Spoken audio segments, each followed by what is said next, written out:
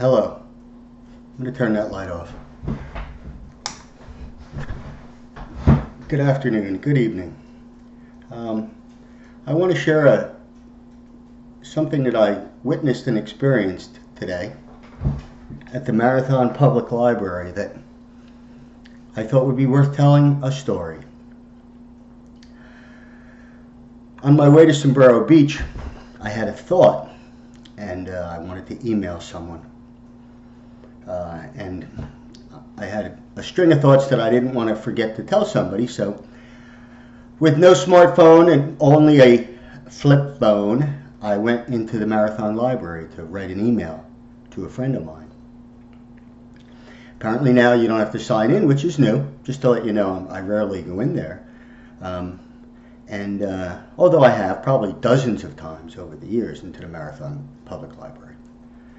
And I sit down at the closest computer to the librarian workstation, the satellite one out by the computer tables, probably a place where they answer a lot of questions and things like that.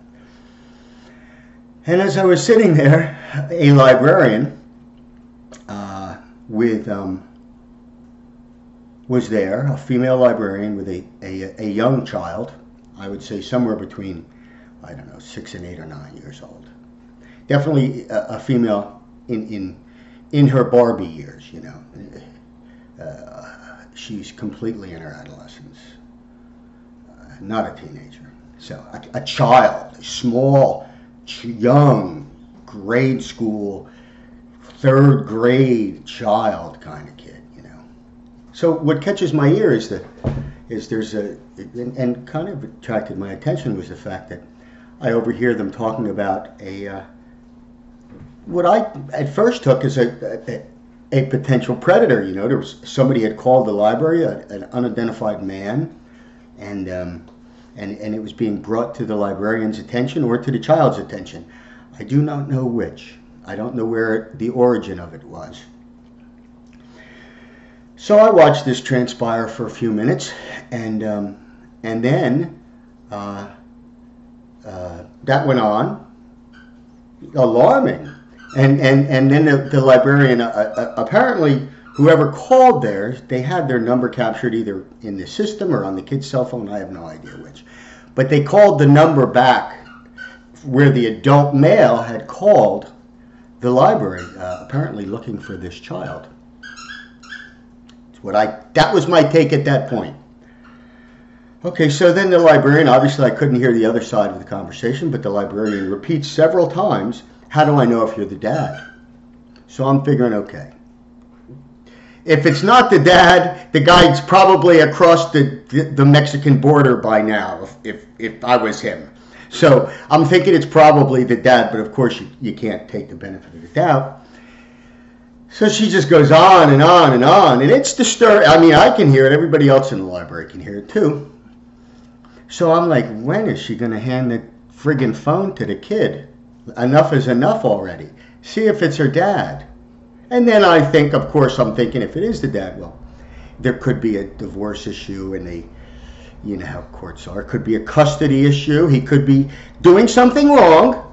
In a legal sense, so I was holding my judgment, and rightfully so. Well, then the child gets on this phone, this very, very young child, and was given free rein, and apparently, as soon as the child got on the phone, it became clear to me that it was, in fact, Dad on the line. Still doesn't get Dad off the hook with everything. You don't know the situation. Could be a mother, could be a father, whatever. But then it took another turn. And the child of 6 or 7 or 8, maybe at the most, starts berating her father, saying that, as an inquisitor of how he got, why did he call, and why did he want to know where she was, and this and that, and that's things I've never heard a 7-year-old tell their father. But, it's still. And then this child, it continued, and my thoughts were, when is this librarian going to take the phone back from Dad and talk to Dad? Because nobody's talking about any violations of anything or anything like that. So then the kid says things that prepubescent children just don't say. She started saying, like, implying that Dad was, and I'll say the words she used, you're kind of creepy, or this is kind of creepy, Dad. And this wasn't coming from some battered child. This was coming from whoever influenced that child. Shame on them, first of all. Shame on them for telling a 7-year-old this vileness against their own parent. It destroys, it crushes 80% of the avenues that child has to go down for the rest of her life. I will say that right now. It doesn't destroy the child, but it cuts out 80% to hate your father or be whatever. They're in this kind of thing where what's been taught to that child destroys that child. So after I'm going to say a couple of minutes of it, it was so obvious that it was horrible. And I totally forgot what I was writing on the internet, that I said very politely to the librarian, she's only 6 feet from me. I said, excuse me, but this is really disturbing me. Now, I didn't say that, I said this. It's exactly what I said. I said, this is really disturbing me. And I'm in a library. And the response from this 50-ish, I don't know, woman librarian with, I don't know what her hair color was. I can tell you right now that natural selection and or God have never in the history of mankind placed this color hair on a woman's head ever. So it was dyed in a non-natural way. And I'm bringing that point to you because I just feel like it, because it was part of it. You can call me what you want.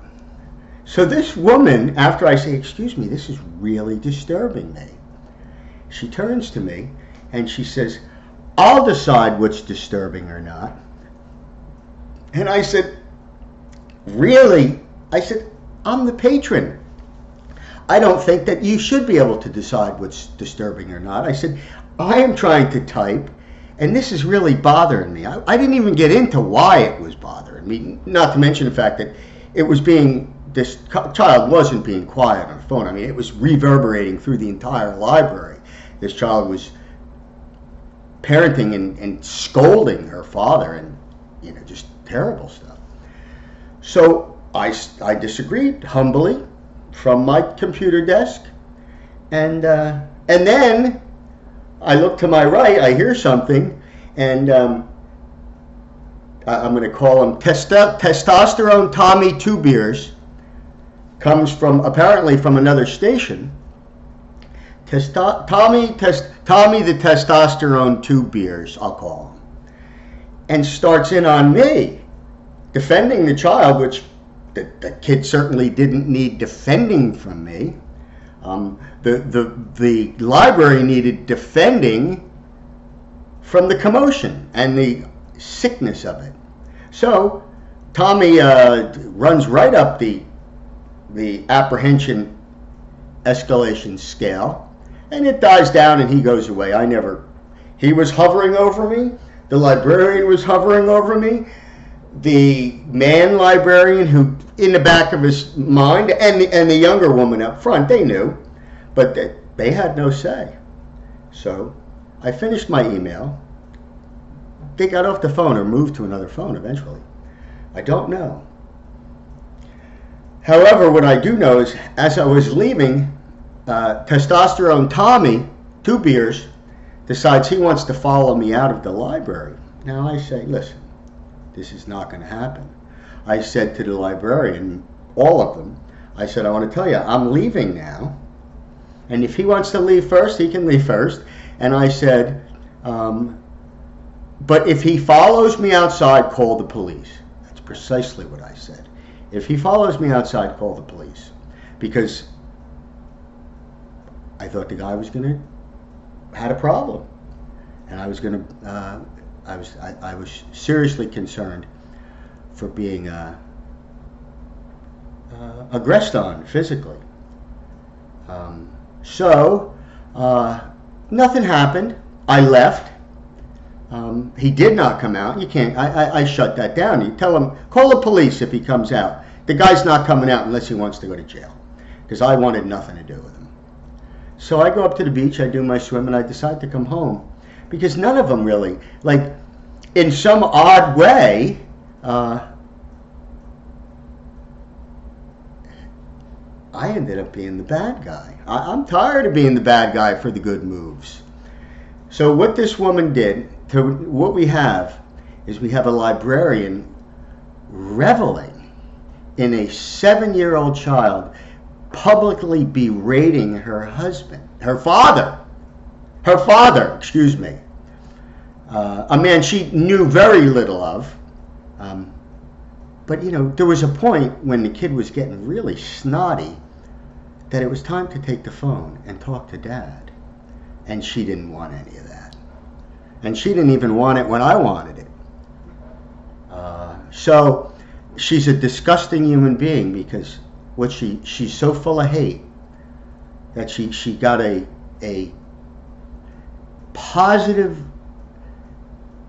reaction to a 7-year-old child calling her father creepy and asking him why he wanted to know where she was. Now we're talking about a kid who's like, we're not talking about a 12-year-old. We're not talking about the terrible teens post, are the changes in life for males and females. This kid was 4 or 5 years before any change in life that makes a girl physically into a woman, makes a child into a woman. And in that era of hormones, I can see kids saying nasty things, because mine said nasty things. Yet mine was down watching a race last month with me and having fun at 28.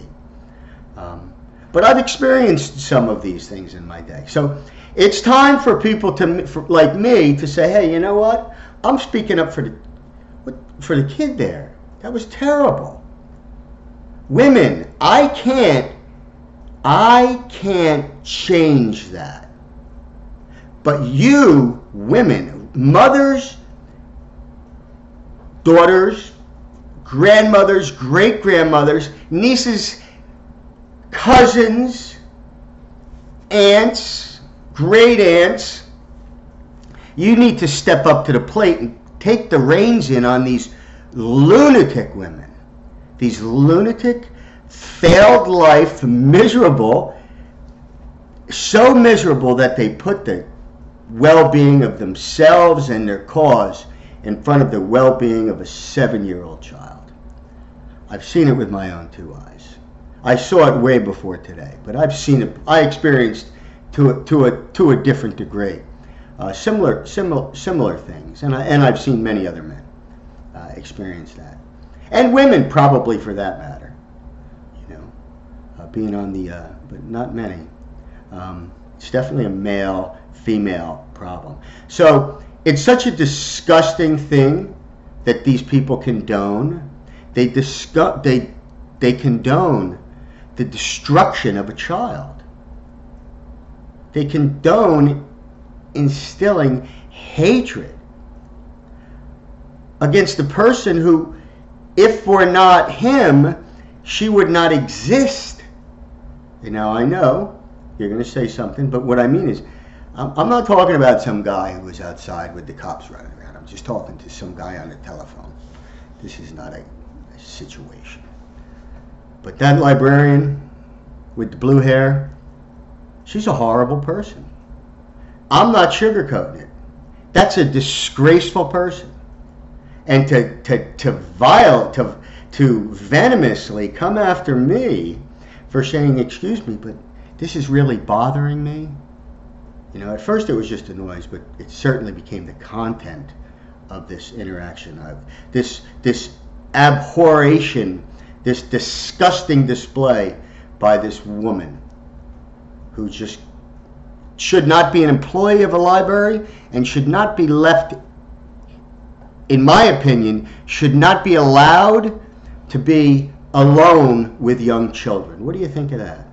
I think that that woman is not worthy of being proximal to young children because of her sickness. Marathon Library, Monroe County, Florida. I see it everywhere. It's time to step up to the plate, girls. You know? Because we can. Thank you very much. Have a lovely day.